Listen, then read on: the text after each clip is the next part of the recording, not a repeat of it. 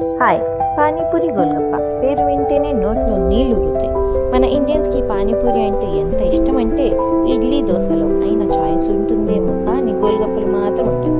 పానీపూరి మనకు కేవలం ఇష్టమే కాదు, అది ఒక ఎమోషన్.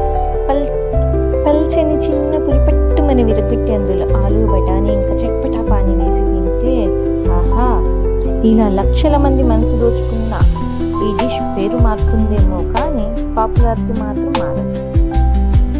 ఒక చోట పానీపూరి, మరో చోట గోల్గప్ప, ఇంకొక చోట గుప్చుప్, ఇలా దీని పేరు మారుతుంది కానీ దీని పాపులారిటీ మాత్రం మారదు. దీని ఫ్యాన్స్ చాలా ఎక్కువనే ఉన్నారండి. దీని కథ చాలా ఇంట్రెస్టింగ్గా ఉంది. ఇది ఎక్కడ పుట్టిందో తెలుసుకుందామా? అసలు ప్రశ్న ఏమిటంటే ఇంత అద్భుతమైన వంటకాన్ని కనిపెట్టింది ఎవరండి ఆ గొప్ప మనిషి? నాకు తెలిసింది ఏంటంటే పానీపూరి పుట్టింది మహాభారతంలో. దీనిని కనిపెట్టింది ద్రౌపది మొదటిసారి అత్తారింటికి వెళ్ళినప్పుడు వాళ్ళ పరిస్థితులు చాలా కఠినంగా. పాండవులు వనవాసంలో ఉన్నారు, భోజనం చాలా తక్కువ, మనుషులు ఎక్కువ.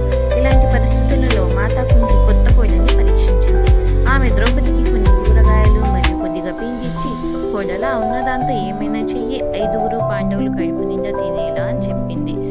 ద్రౌపది తన తెలివిని ఉపయోగించి ఒక పెద్ద పూరి చేసి అందులోంచి చిన్న చిన్న పూరీలను కట్ చేసి స్టఫింగ్ పెట్టి మసాలాలతో నీళ్లను తయారు చేసి వంటకాన్ని రెడీ చేసింది. అది కేవలం ఒక వంటకం కాదు, అది ఒక గొప్ప స్ట్రీట్ ఫుడ్. ఇది తిన్న కుంతిదేవి మొదటి పూరి తినగానే ఆహా మహా అద్భుతమని నేర్చుకుంది.